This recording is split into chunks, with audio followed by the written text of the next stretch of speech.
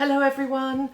Well, we are having Joe Trivelli back this evening because we had such a lovely response and I ridiculously managed to lose it. So I just wanted to get him back because it's so good. So that would be really good to have him. I've just had a message from Joe saying he's just putting the baby to bed. So he's a busy man, father and all the rest of it. So Joe, if you asked to join me, then that would be great. I hope you all had a lovely weekend. And if you're out of some sort of tight lockdown and the children have gone back to school, and you're all enjoying the sunshine and growing things, Joe, if you asked to join me, it should work. Okay. Hello. Hi, sorry about that. That's okay, no problem whatsoever, Joe. Hmm? Not a problem at all. Thanks for joining us again. That's very kind of you because I know you're incredibly busy. I just told everyone that you were putting your baby to sleep. Oh, did you tell? Say? Yeah, I didn't succeed, but that's okay. Someone else took over. Okay, well, thank your wife very much for giving you the freedom to come and talk to us again. So I'm just going to introduce you. This is Joseph Trivelli, who's the co-head chef of the River Cafe and also wrote the brilliant book, The Modern Italian Cook, that won the Fortnum and Masons Award and something else. And Observer Book of the Year for whatever the year was that it came out, yeah. Yeah, So, it's an absolute... It's a stunning book, Joe. Can we just talk about your book, first of all? Because it must be quite hard to work for a brand as big as the River Cafe and then want to go and write your own book. Well, that's not hard, really. I mean, it's nice to have another project, a homework project. I really enjoyed it. And it just took maybe a bit longer than it would have done otherwise. So it was a couple of years, work. And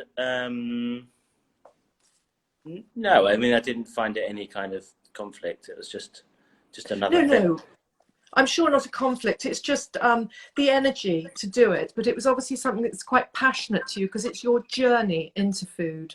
Yes. And I think in that way it was quite easy because it was the first piece of work like that I'd ever done by myself. And it was, after having been cooking for, I don't know, more than several decades, so there was a lot of kind of just build up of family memories and food and cooking and, just all those years of existing attached to a stove that just wanted to come out. So it was, in that way, it was quite straightforward. And did you approach a publisher or did a publisher approach you? So a friend of mine is a book agent, and she suggested over dinner one time that we should write a book. And I had been over the years approached by a couple of people with similar ideas, so I felt like it was something I couldn't put off anymore. And once we started working on it together, it found its own legs, and yeah, just carried on. Yeah, because I just want to share with everyone. So Joe, his father is Italian, his mother is English. He grew up in England, but he spent his summers going back to Italy and living this idyllic life up in the hills of Campania and being with his granny and his aunts and just this very simple, beautiful, sunny, long days, but with fine cooking. Yeah, it's very lucky to have this other world that felt like a little bit part of me as well, but also as alien as familiar, at the same time. So yeah, very fortunate. Yeah, because you used to go out there for the whole summer, and I remember reading about how you used to take the bread to the ovens and use the bakery ovens. Like, that's so romantic. It's like a film, your book. Yeah, I mean, you could accuse me for romanticizing it a bit. I don't mind, but this was the real, childhood existence with that kind of dusty feet, in a village that took us in very much. playing with gaggles of, you know, local children that are now lifelong friends, and we couldn't communicate apart from with our, you know, sticks and, you know, games, because we didn't speak Italian, me and my brother. So yeah, it was very nice.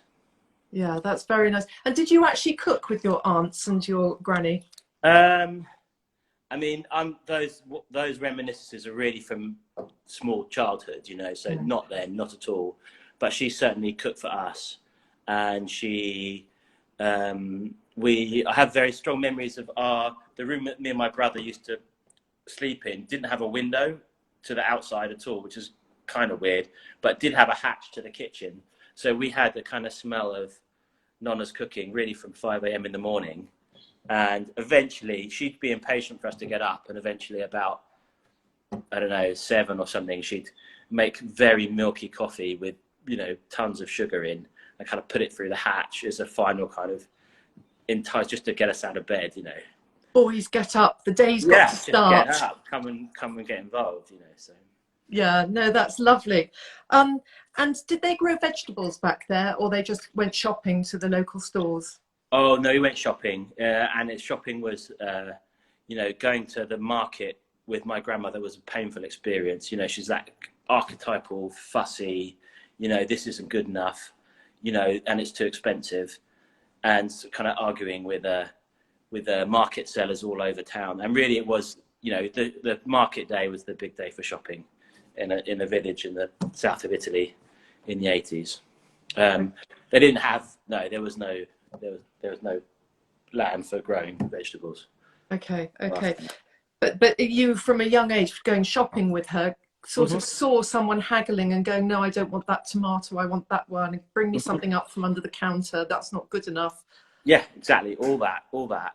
And then obviously carrying it for her, lugging it back, and watching her just divide everything up, you know, very deliberately, very carefully, you know. Do you want to hear all this family? She was a very short lady, and she didn't have so when she had a chicken or a rabbit, she was too short to do it on the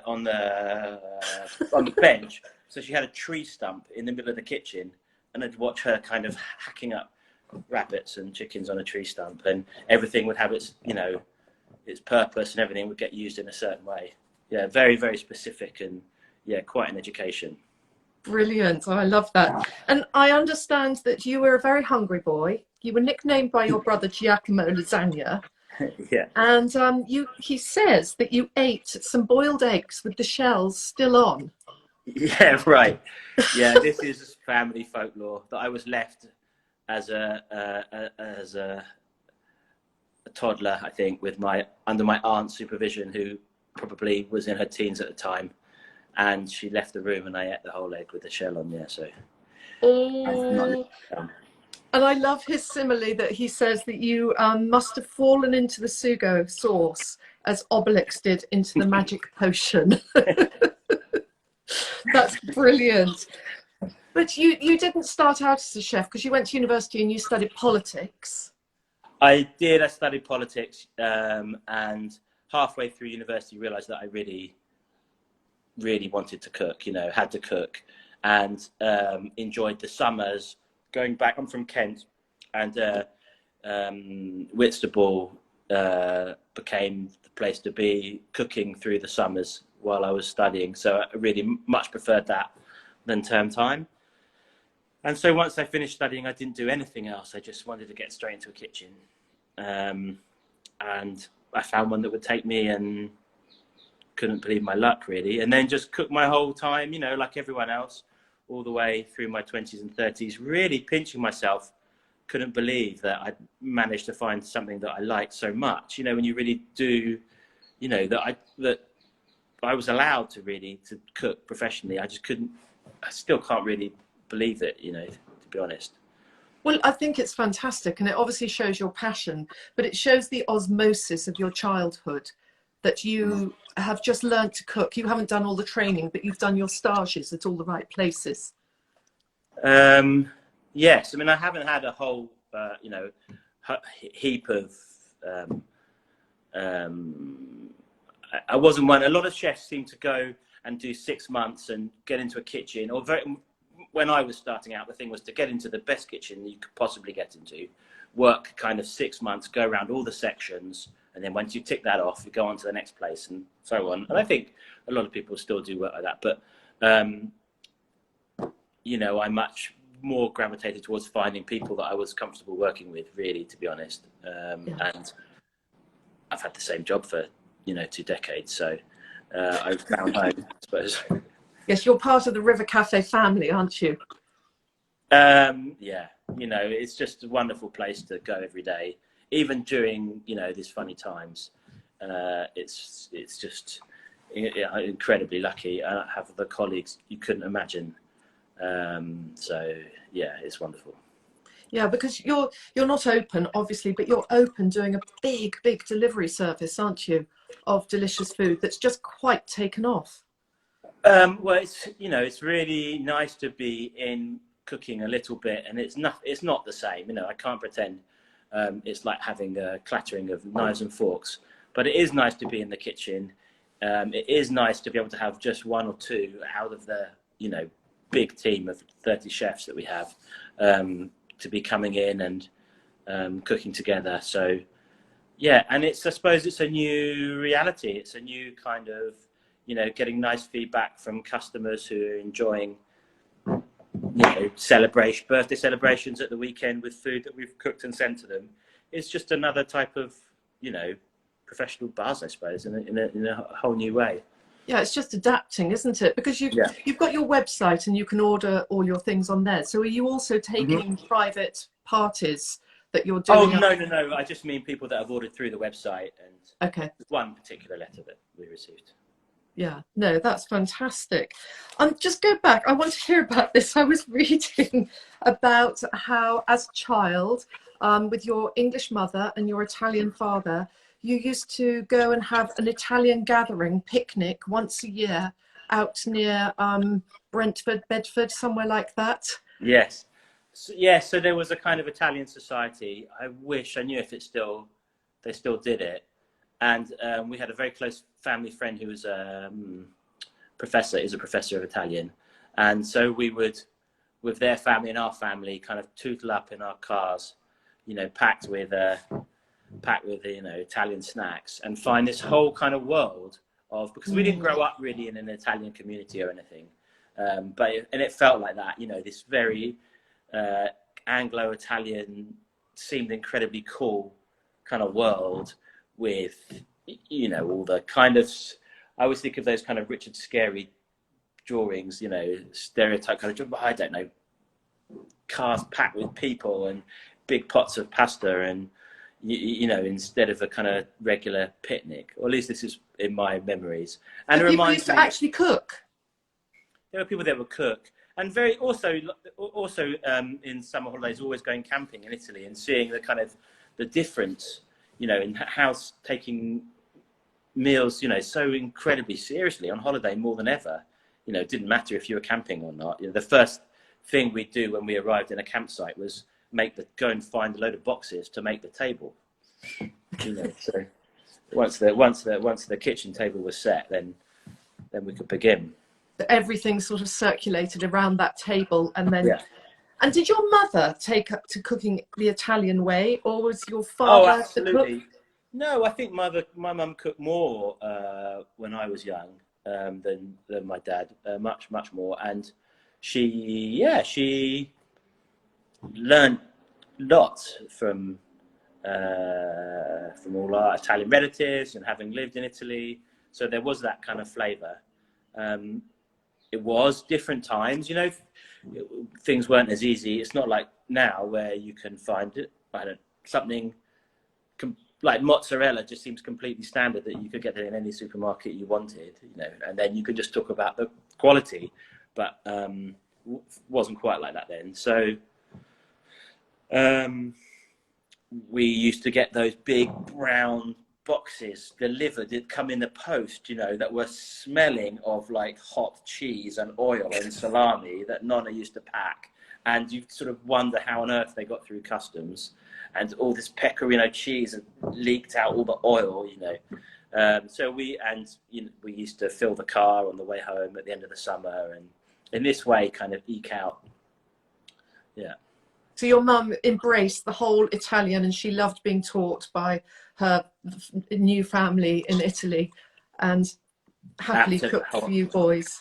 Wholeheartedly, yeah. Yeah. And not exclusively, you know, we also had toad in the hole and all this, you know, other delicious things. Yeah, no, that's nice. I love the way that you talk about you're drinking your cup of tea in the morning while you're making your espresso. Right, so you really are this English-Italian marriage. I know. Or Gemini, you see, as well. Oh, I'm Gemini as well. Thing, but, double. You know, that's the complete split, isn't it? Yeah, complete split. Oh, that's fantastic. But do you think, can I ask you, with this global warming, because I know produce and quality of produce is one of your very high on your agenda, that England has a chance of growing such amazing tomatoes and such amazing produce, because we've just had 9 weeks of sunshine. Yeah, absolutely. Well, I wish I wish I was more of a grower. You know, I wish I'd had that experience. I haven't had it so far. I have been in the kitchen. So I really know about these things through eating and taste, but we have been having for years the most fantastic tomatoes, and they seem to come from walled gardens. So I guess that keeps the heat, you know. And now more than ever, there is this, you know, complete surge in people growing. And way before my time at the River Cafe, the legends are that Rose and Ruth brought seeds for black cabbage from Italy and gave them to growers who had grown before them. But now these things are diffuse, you know, and everyone is growing fantastic stuff. You know, I've had friends that open restaurants and they wanted to just serve local vegetables, and all they can have is cabbage, you know, because that's what people were growing. But now there's just this wonderful, you know, new culture, and you know, I feel like we're finding a new way. I find it very, very exciting. It is very exciting. There's someone called Fern Vero who are great producers up in Herefordshire near Wales, and they grow amazing produce, but there are many people like them who are becoming specialists and providing restaurants. Yeah, I visited friends at the weekend with, you know, everything you could imagine in the garden, you know, that idea of growing and going outside and picking things. You know, at work we just have herbs, but even that I find a complete thrill. You know, just having something so fresh, is vegetable. Yeah, is wonderful. It's completely different, because at work you're really supplied with the best of everything. You have access to, you know, the best fish that's just landed. You're very specific about where your meat comes from, and so it goes on. Whereas at home, you quite like the simpler things in your book, don't you? You still like quality, don't get me wrong, but you eat more simply because you're surrounded by such huge amounts. At home, it's, and especially for my book, I really wanted it to be very achievable shopping-wise, you know. So, and I really enjoy that, and I've an awful lot of it I based on the veg box that I get weekly. I have one of these Riverford vegetable boxes, and I really enjoy it, even in the leaner months. And I tried to use that a lot when I was writing my book, but just specifically because it's different to my day job, you know, with wonderful, you know, produce from Italy but it was just to have a kind of a bit of a difference, just for me personally, you know, as a cook, Well, it's a reality, and it's a nice joy, because when you get those veg boxes as well, you can't plan sometimes, and you have to adapt. And so you've created recipes in this book, haven't you? Exactly. It's really nice having that. It's like, you know, it's like going to the market and getting the best of the market, and then coming home and saying, what am I going to cook? But without, you know, actually having to go, you know, they just drop it on the doorstep. You know. Yeah. Can we talk pasta? Yeah, homemade pasta yeah, because there's a lot of talk about pasta. yeah. You know, does it contain olive oil? Does it contain eggs? Is it flour and water? What's your basic pasta, and then what's your luxury pasta? Oh wow. Okay. Well, I like all the sorts of pasta, and I don't really, you know, like getting too sort of ruley about anything. You know, like if it should have olive oil or not. And I'm happy to try all different things. Putting olive oil in pasta dough is not particularly common, but it is actually quite nice with some things. Really nice. I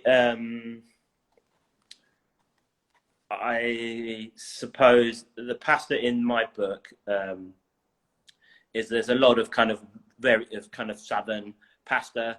It seems like the cavatelli are, you know, this last year very popular, and I really like cavatelli too. It's a very thick pasta, and the dough can be very simple, not have any eggs or have one egg, as my grandmother used to put. And with that same dough, you can also make orecchiette. But so the dough is the same, very simple, very straightforward, slightly soft, and cavatelli are very quick to make. And that might be a bit more every day. And then as a special treat, orecchietti take a long time. You know, we call them the queen of pasta, and certainly what I'd always request for my birthday. So they're just it's exactly the same pasta, but just with shaped differently, with taking a bit more time. And can I ask you, what's your sort of staple recipe then for people if they want to knock up some pasta tonight? For Like, the dough, yeah. um, okay, so Sorry to put you on the if spot. no, that's okay. Let's just do the simplest thing in the Yeah. world. Okay, is to have like an amount of flour and then half it for an amount of water. So you have like for two of you, say 200 grams of flour, which could be I would probably use half semolina flour and half 00 flour. But you can cut those with any other types of flour that you've got. Put in a little bit of rye flour, whatever flavor, doesn't matter. And then just half the amount of just cold water. And that will make probably quite, especially in this hot weather, probably quite a soft dough. So maybe, and then, yeah, you just, you can almost just mush it up until it all comes to something that then you can knead, you know. Yeah. And do you use a pasta machine, or do you roll it out and hand cut it, or do you make little flakes with forks? At home, I don't have a pasta machine anymore Oh, don't you? because, yeah, I like using it at work, and so at home, I decided not to have one anymore. But so yeah, I'm happy to use my fingers or use a rolling pin. But you know, Yeah. pasta machine's great as well. Yeah, no, that's interesting. I like the way that people adapt. And then for this evening, for like a 10-minute sauce, what would you make 10 minutes. according to what's in your cupboard? Okay, so there is that. Who was it that was saying, you know, like you put a little olive oil and garlic in the pan and then think, well, what am I going to have for dinner? You know, so everything starts with, you know, in a 10-minute world with a little bit of olive oil and garlic, and then add, you know, anchovies, say, which is something that we always have. And they're the salted anchovies. Yeah, yeah, yeah, salted anchovies, yeah. And then, Yeah. you know, even just that by itself, you know, with plenty of the water from the pasta and quite oily, you know, you've already got something delicious. Mm. And then I know you did that very famous one that I'm always going on about. You crumbled in some breadcrumbs that you'd fried in the pan. Right, okay, yeah, that's very nice. Le bouchelet. So you a little breadcrumbs in the pan. Even with this, you know, take on all that flavour and give you another texture. It's really delicious. Yeah, yeah, that's really good. Oh, thanks for that. I'm going to put that up for people to share Okay.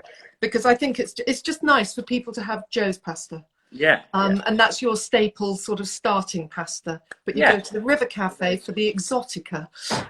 Yeah, yeah. I mean, I also, sorry, it's not to say I completely love as well pasta made with the many egg yolks, very rich and worked and lovely and luxurious and you know. So there's many different ways. Yeah, but that's just a starting one, and then you can make it more complex. And Mm. someone's just asked, do you colour your pasta? Do you add spinach to it, or do you add Oh yeah, tomato? Yeah. absolutely. Yeah, quite tomato, not so much if I'm honest, but yeah, spinach or nettles at this time of year, or Ooh, sometimes herbs. Yeah, yeah. often. And do any of the Italian recipes Mm. include sort of Asian flavours? The ginger, the turmeric, the galangal. So not galangal and turmeric, but ginger. Yeah, definitely. You see them a lot in Italian cooking, and it's really nice with everything. But I don't. And I think this when I think of Asian cooking, I love the some of the kind of balances between sweet and salty and hot and fiery. And you certainly get that, a lot in Mm. Italian. There's this famous Roman salad, called puntarelles with these chicory shoots, and you make it hot with chili and, um,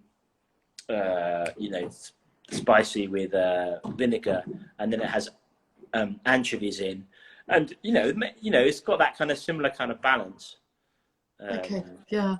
And what's a classic dessert that you like to make from Italy for just an easy? Well, ice cream is a kind of go-to, and I specialize in a sort of a homemade ice cream, being just a little bit different from a shop ice cream. So I made some strawberry ice cream for friends yesterday, and And do you make that with a base of cream, or was it a gelato? yes, Or mostly milk and some cream, okay, and then I thicken with a little corn flour actually, and then add some strawberries. And ooh, I really like it, and it's a kind of ice cream that doesn't really last particularly no, well, but because it's you've got nice. no gums and Yeah, but boy, you're making stabilizers. ice cream at home. Who wants to keep it? I'm just going to eat it. Yeah. And what machine do you have? Can I ask you at home? Oh yeah, I have a machine that goes on the KitchenAid, like the stand mixer, and you put the Okay, bottom bowl in the freezer, and I okay. really recommend it. It's great. As a present for my wife, that's wonderful. Oh, sorry, I've got Hello. an invader. Hello, little one. What's your favourite food at the moment? He eats everything. He eats everything. Oh, well done, well done. And just tell us, so the River Cafe has sort of Mm, formed your life because you've been there for 2 decades. mm, You went to Australia. You had an amazing time there. yeah, You then came back, yeah. and I think you got your job at the River Cafe, didn't you?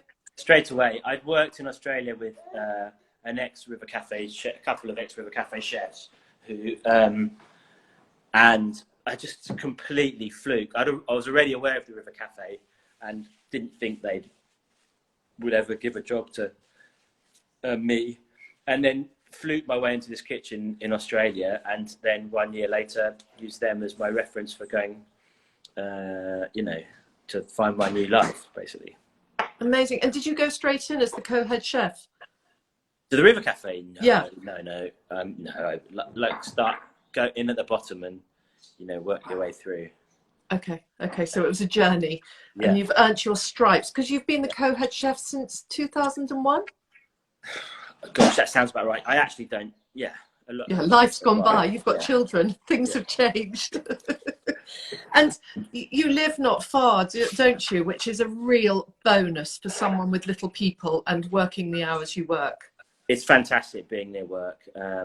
I didn't live near work initially, and actually, I was finding London quite hard. And I think that's if there's somehow you can live within walking distance of work, it makes. I mean, it's pertinent, obviously, right now, but yeah. Yeah.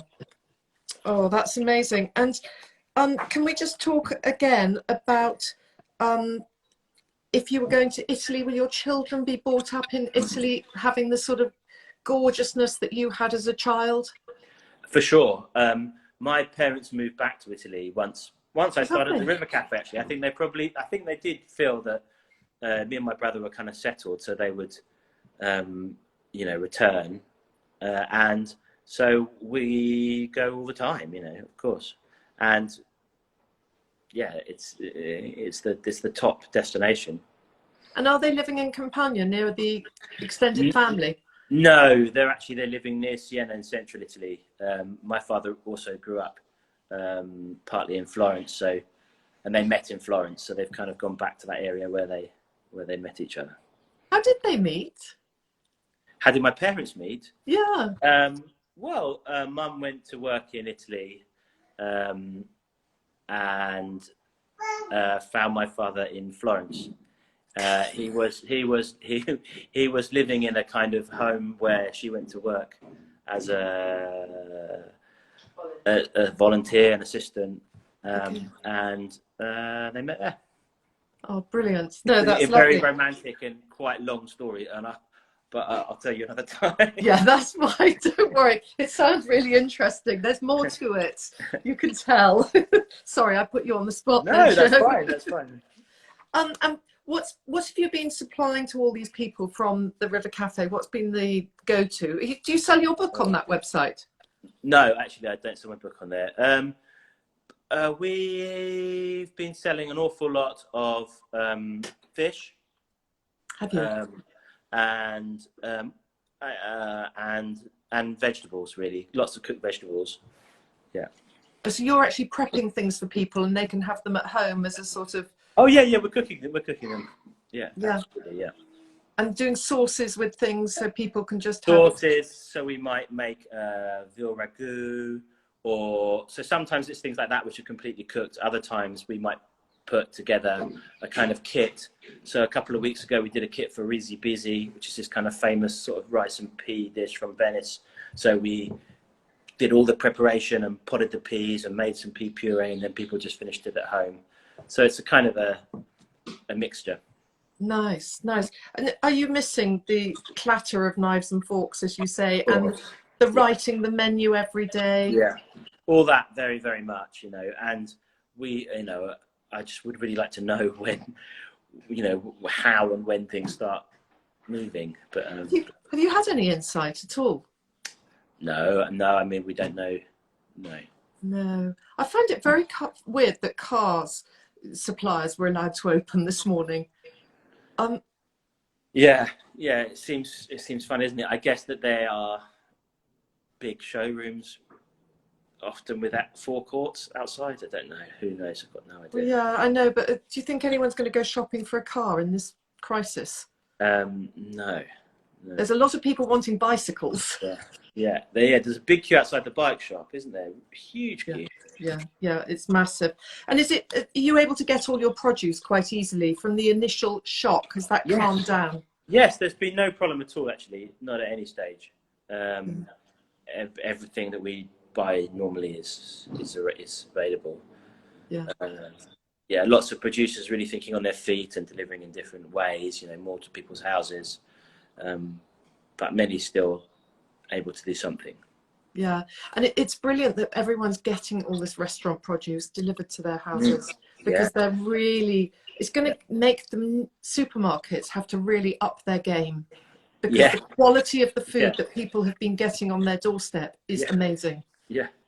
I've only just really had a good look on Instagram at the weekend, and there is so much out I want to buy. And I think I'm going to start, shopping majorly from restaurants that I can't get to. Yeah. It's so clever. It's so clever, and it's such a treat. And everyone at home, I think, has really enjoyed having more time and being more thoughtful about their food and what they're putting on their table. Absolutely. Which has been a joy. We can't wait to go back to restaurants, I have to say. Now, I know last time we chatted, you shared your favourite book, which is Anything by Marcella Hazan. But I'm going to ask you, what's your favourite kitchen tool? Oh, wow. Well, however little... as a restaurant chef, the thing that we really miss is a good set of tongs. If you cook in someone else's house and they don't have any tongs, like my parents, it's always really annoying. You feel like you had your hand chopped off. So I think it's a very straightforward thing, but that's... Yeah, I know exactly what you mean. Tara Wigley said exactly the same, the co-author of Fallason. And she sort of went and got them and came clipping back. And I don't think if you're a chef, you know what they are. But they're just amazing for flipping things around and moving things around. And Yeah, and they cost all of about £4 or something. Yeah, exactly. Yeah, no, I like it. I like your style. Well, listen, Joe, it's been absolutely fantastic talking to you. Thank you. Have you got dinner on the go for tonight or not yet? Dinner tonight is not yet. It's going to be a barbecue, you know, like everyone else. I'm not sure if it's a good idea to have, you know, 4 people around for a barbecue, but we're allowed to. So Yeah, that's what we're going to do. I have got some chicken and some corn on the cob. delicious, Yeah. delicious. And will you make a little salsa verde or something to go with your chicken? Well, no, I don't have to because I took it from Shop the River Cafe. So I have already prepared my salsa verde. Oh, well, you made it at work. That's fine. Tara's just gone, all hail the tongs. Joe, thank you very much for joining us again. Have a lovely evening, and I hope your family's well. Thank you very Thanks very much. much. Take All care. the best. Bye-bye. Bye.